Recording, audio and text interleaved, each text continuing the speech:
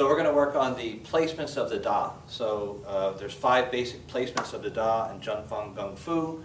So one being outside the arm. When you pox out, if the guy's jabbing, you pox out outside the arm. You go in from attachment position, pox out, that's going in from the outside. The second placement of the da is when you have the one hand in, one hand out, so the da is on the middle hit.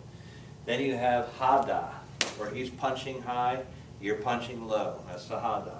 Then you have when he punches low and you're punching high. That's another placement of the da, so that's 4. Number 5 is outside the wusao hand. So in this position, he's in the right lead and you're hitting outside his hand. If the guy is holding a tight center line with his fist, it's possible to hit outside this line on the rear hand. So from there you have obviously various traps. So if he's throwing a jab at me, you can just go in and trap. That would be off the noi da.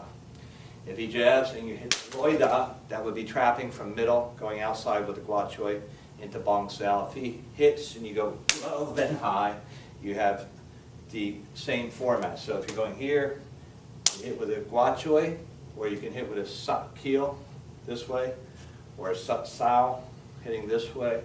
So it's coming up, trap, bong sao, lop sao hit. If you're outside, bong sao hit, inside, and hit. Okay? So it's good to practice them if you're a beginner. Practice it from a little more static position. So if the guy's just holding position, you get the idea of the trapping here. Then as you progress, then you can start to let the guy jab, and then you decide where you're going to go with your traps.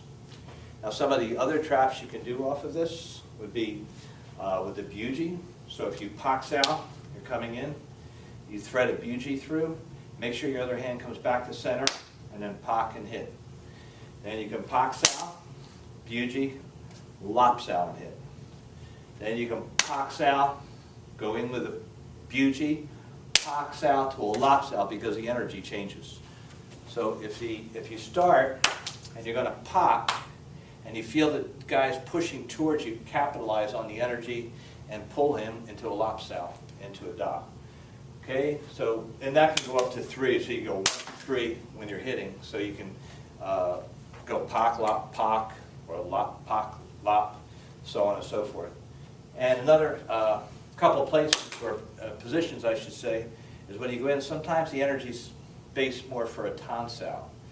And that's predicated on the type of feed that he's giving.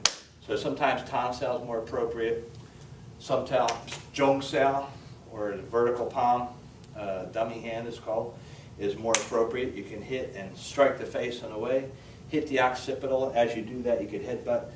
Go with a finger jab, you could elbow here, you could knee, of course, you can go into throwing. So this hand, as it threads through, it goes like this. So you're moving in and throwing in multiple shots through the middle. And of course you do all those from all the different positions. So there's a lot more. We're not going into all the jiao saos and this type of thing, but that's a basic idea from trapping off of 3 placements of the da.